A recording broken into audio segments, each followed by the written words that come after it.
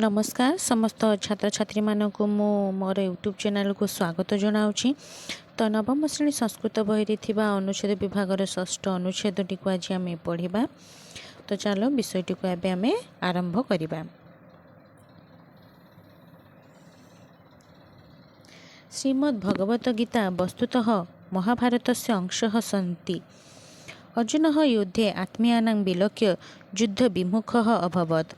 तदा भगवान् श्रीकृष्ण अर्जुनम् उपदिशति स्म। भगवतः श्रीकृष्णस्य उपदेशस्य नाम श्रीमद्भगवद्गीता। श्रीमद्भगवद्गीता उपनिषदां सारः भवति। अत्र अनेके विषयाः वर्णिताः सन्ति।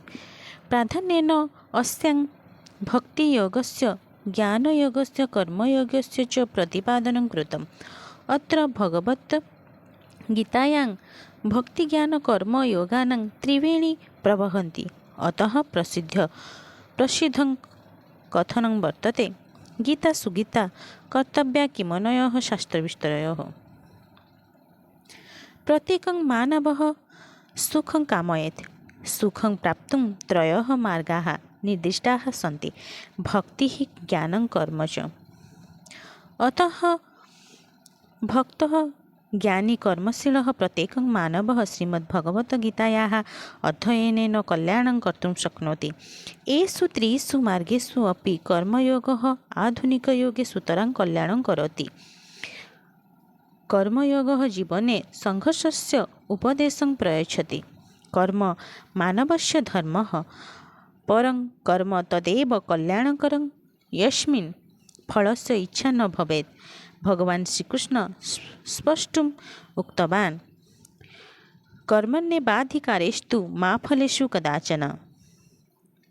एबे चलो यार ओडिया अनुवादटी को देखि नबा। श्रीमद्भगवद्गीताया वस्तुतः महाभारतस्य अंशः अस्ति। श्रीमद्भगवद्गीता प्रायतः महाभारतर अंश अटे। अर्जुनः युद्धे आत्मीयानां विलोक्य युद्ध विमुखः अभवत्। अर्जुन युद्धे आत्मीय मानंकु देखि, निजर लोक मानंकु देखि युद्ध विमुख होइथिले। युद्ध करबाकू तांकर इच्छा नथिला। युद्धरे तांकर सब निज लोक को देखि से युद्ध करबाकू अनिच्छा प्रकाश करथुले। तदा भगवान श्रीकृष्ण अर्जुनम उपदिशति स्म। सेते बेले भगवान श्रीकृष्ण अर्जुन को उपदेश देले, उपदेश प्रदान कले। भगवतः श्रीकृष्णस्य उपदेशस्य नाम श्रीमद्भगवद्गीता। भगवान श्रीकृष्णଙ୍କର उपदेशर नाम ହେଉଛି श्रीमद्भगवत गीता। जो सब उपदेश देइथिले भगवान सेही ताहारी नाम ହେଉଛି श्रीमद्भगवत गीता। श्रीमद्भगवत गीता उपनिषदां सारः भवति। श्रीमद्भगवत गीता उपनिषद मानकर सार अटे। अत्र अनेके विषयाः वर्णिताः सन्ति। एठारे बहुत उपनिषद विषय वर्णित अछि। प्राधान्येन अस्यां भक्तियोगस्य ज्ञानयोगस्य कर्मयोगस्य च प्रतिपादनं कृतम्। श्रेष्ठतारे एही भक्तियोग और कर्मयोगर मध्य प्रतिपादन करा जाइछि। अत्र गीतायां भक्ति ज्ञान कर्मयोगानां त्रिवेणी प्रवहन्ति। एही भगवद गीतारे भक्ति ज्ञान कर्मयोग गुड़िकर त्रिवेणी बहु अछि। अतः प्रसिद्धं कथितं वर्तते। एणु प्रसिद्ध कथा अछि, गीता सुगीता कर्तव्या किमनयः शास्त्रविस्तरयोः। गीता अध्ययन करुथिबा व्यक्ति अन्य शास्त्र आलोचना आवश्यक नहीं। जो माने गीता अध्ययन करती आलोचना करती से माने गीतार को छाड़ी कि अन्य कौन सी शास्त्र आलोचना करियार कौन सी आवश्यकता नहीं।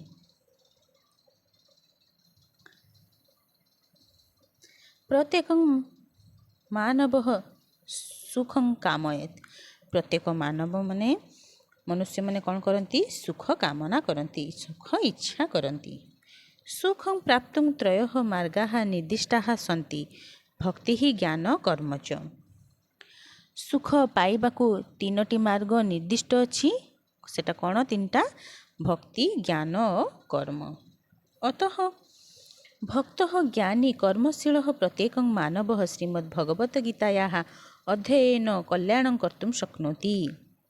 ଏଣୁ ଭକ୍ତ, ଜ୍ଞାନୀ, କର୍ମଶୀଳ ପ୍ରତ୍ୟେକ ମନୁଷ୍ୟ ଶ୍ରୀମଦ୍ଭଗବଦ୍ଗୀତା ତାର ଅଧ୍ୟୟନରେ କଲ୍ୟାଣ କରିବାକୁ ସକ୍ଷମ ଅଟେ।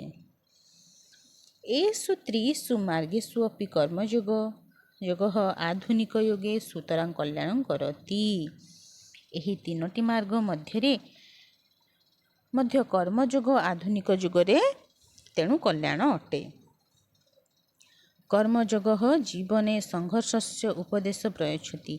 ଏହି କର୍ମଯୋଗ କ'ଣ କରେ? ଜୀବନର ସଂଘର୍ଷର ଉପଦେଶ ପ୍ରଦାନ କରେ। କର୍ମ ମାନବସ୍ୟ ଧର୍ମ। ଆଉ କର୍ମ ହେଉଛି କ'ଣ? ମାନବର ଧର୍ମ ଅଟେ। ପରଂ କର୍ମ ତଦେବ କଲ୍ୟାଣକରଂ ୟସ୍ମିନ୍ ଫଳସ୍ୟ ଇଚ୍ଛା ନ ଭବେତ୍। କିନ୍ତୁ ସେହି କର୍ମ କଲ୍ୟାଣକର ଯେଉଁଥିରେ ଫଳର ଇଚ୍ଛା ରହେ ନାହିଁ। ଯିଏ ଯେଉଁ ଫଳ ଆଶାରେ ଯିଏ କର୍ମ କରେ ତାର ସେ କଲ୍ୟାଣକର ହୁଏ ନାହିଁ। ସେ ଫଳ କ'ଣ? ଯେଉଁ ଫଳ ପାଇବାରେ ଆଶାରେ ଯେଉଁମାନେ କର୍ମ କରନ୍ତି ସେଟା ଇଚ୍ଛାପ୍ରଦ ହେଇନଥାଏ। ଭଗବାନ ଶ୍ରୀକୃଷ୍ଣ ସ୍ପଷ୍ଟ ଉକ୍ତମ୍। ତେଣୁ ଭଗବାନ ଶ୍ରୀକୃଷ୍ଣ ସ୍ପଷ୍ଟ ଭାବରେ କହିଛନ୍ତି। କ'ଣ କହିଛନ୍ତି? କର୍ମଣ୍ୟେ ବାଧିକାରେଷୁ ମା ଫଲେଷୁ କଦାଚନ। ତୁମର କର୍ମରେ ଅଧିକାର ଅଛି, ମାତ୍ର ଫଳରେ କେବେ ହେଲେ ଅଧିକାର ନାହିଁ। କର୍ମ କରିଚାଲ, କେବେ ଫଳକୁ ଆଶା କର ନାହିଁ। ଫଳକୁ ଆଶା କରି ଯଦି ତୁମେ କର୍ମ କରିବ ତାହେଲେ ସେ କର୍ମରେ କୌଣସି ଫଳପ୍ରଦ ହେବ ନାହିଁ। କର୍ମରେ ତୁମର ଅଧିକାର ଅଛି ତ କର୍ମ କରିଚାଲ। ଭଗବାନ କହିଛନ୍ତି କର୍ମ କରିଚାଲ, ମାତ୍ର ଫଳକୁ କେବେ ଆଶା କର ନାହିଁ। ତ ଚାଲ ଦେଖିଦେବା ଏଥିରେ ସବୁ କ'ଣ ସନ୍ଧି ବିଚ୍ଛେଦ ଗୁଡ଼ିକ ଦେଖିନେବା। ଏବେ କିମନୟ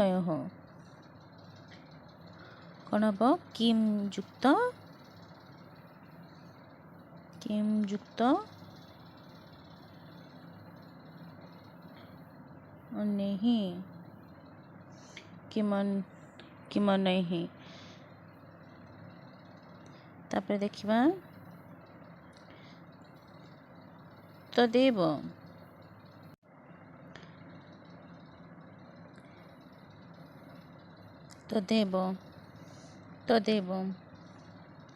ତତ୍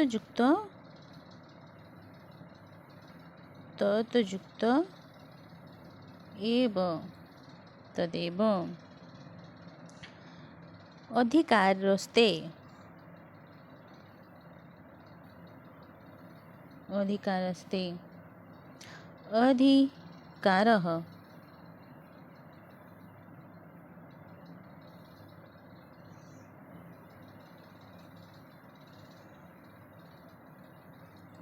ଅଧିକାରः ଯୁକ୍ତ ते ଅଧିକାରସ୍ତେ। ଏବେ ଚାଲ ଏ ବିଷୟଟିର କ୍ୱେଶ୍ଚନ୍ ଆନ୍ସର ଗୁଡ଼ିକୁ ଦେଖିନେବା। 1 ନମ୍ବର, ଏକେନ ବାକ୍ୟେନ ସଂସ୍କୃତ ଭାଷାୟା ମାତୃଭାଷାୟା ବା ଉତ୍ତରଂ ଲିଖତ। 1 ନମ୍ବର କ'ଣ ଦେଇଛି? ଶ୍ରୀକୃଷ୍ଣ ସ୍ପଷ୍ଟମ୍ କିମ୍ ଉକ୍ତବାନ୍। ଶ୍ରୀକୃଷ୍ଣ କ'ଣ ସ୍ପଷ୍ଟ ଭାବରେ କହିଛନ୍ତି? ଶ୍ରୀକୃଷ୍ଣ ସ୍ପଷ୍ଟ ଭାବରେ କହିଲେ ତୁମର କର୍ମରେ ଅଧିକାର ଅଛି, ମାତ୍ର ଫଳରେ କେବେ ହେଲେ ଅଧିକାର ନାହିଁ। ଏବେ 2 ନମ୍ବରଟି କ'ଣ? ଆଧୁନିକ ଯୁଗେ କିଂ କଲ୍ୟାଣକରମ୍। ଆଧୁନିକ ଯୁଗରେ କ'ଣ କଲ୍ୟାଣକର ଅଟେ? ଆଧୁନିକ ଯୁଗରେ କର୍ମଯୋଗ ହିଁ କଲ୍ୟାଣକର ଅଟେ। 2 ନମ୍ବର, ଗୀତାୟାଂ କା ତ୍ରିବେଣୀ ପ୍ରବହତି। ଗୀତାରେ ଭକ୍ତି, ଜ୍ଞାନ, କର୍ମଯୋଗ ଗୁଡ଼ିକର ତ୍ରିବେଣୀ ପ୍ରବାହିତ ହେଉଛି। ଏବେ ଚାଲ 2 ନମ୍ବରଟି ଦେଖିନେବା। ଏକେନ ପଦେନ ସଂସ୍କୃତ ଭାଷାୟା ମାତୃଭାଷାୟା ବା ଉତ୍ତରଂ ଲିଖତ। କ ନମ୍ବରଟି କ'ଣ? ପ୍ରତ୍ୟେକଂ ଜନଃ କିଂ କାମୟେତ୍। ପ୍ରତ୍ୟେକ ମଣିଷ, ପ୍ରତ୍ୟେକ ଲୋକମାନେ କ'ଣ କାମନା କରନ୍ତି? ସୁଖକୁ କାମନା କରନ୍ତି। ତାପରେ 2 ନମ୍ବର କ'ଣ ଲେଖିବା? ଯୁଦ୍ଧେ ଅର୍ଜୁନଃ କାନ୍ ଦୃଷ୍ଟ୍ୱା ଯୁଦ୍ଧ ବିମୁଖଃ ଅଭବତ୍। ଯୁଦ୍ଧରେ କେଉଁମାନଙ୍କୁ ଦେଖି ଅର୍ଜୁନ ଯୁଦ୍ଧ ବିମୁଖରେ ହୋଇଥିଲେ, ମାନେ ଯୁଦ୍ଧ କରିବାକୁ ତାଙ୍କର ଇଚ୍ଛା ନଥିଲା। ତାଙ୍କର ଆତ୍ମୀୟ ଜନତାମାନଙ୍କୁ, ଆତ୍ମୀୟ ଲୋକମାନଙ୍କୁ ଦେଖି ତାଙ୍କର ଯୁଦ୍ଧ କରିବାକୁ ଇଚ୍ଛା ହେଉନଥିଲା, ଆତ୍ମୀୟମାନଙ୍କୁ ଦେଖି। ନମ୍ବର କା ଉପନିଷଦାଂ ସାରଃ ଅସ୍ତି, ଉପନିଷଦର ସାର କ'ଣ? କ'ଣ? ଶ୍ରୀମଦ୍ ଭଗବତ ଗୀତା। ନମ୍ବର କହ ମାନବସ୍ୟ ଧର୍ମଃ, ମାନବର ଧର୍ମ କ'ଣ? କର୍ମ ହେଉଛି ମାନବର ଧର୍ମ। ତ ଆମର ଦେଖ ପିଲାମାନେ, ଷଷ୍ଠ ଅନୁଚ୍ଛେଦଟି ଆମର ସରିଗଲା। ତ ପିଲାମାନେ, ଯଦି ଭିଡ଼ିଓଟି ତୁମମାନଙ୍କୁ ଭଲ ଲାଗିଥିବ ତେବେ ଭିଡ଼ିଓଟିକୁ ଲାଇକ୍, ସେୟାର ଏବଂ ସବସ୍କ୍ରାଇବ୍ କରିଦେବ।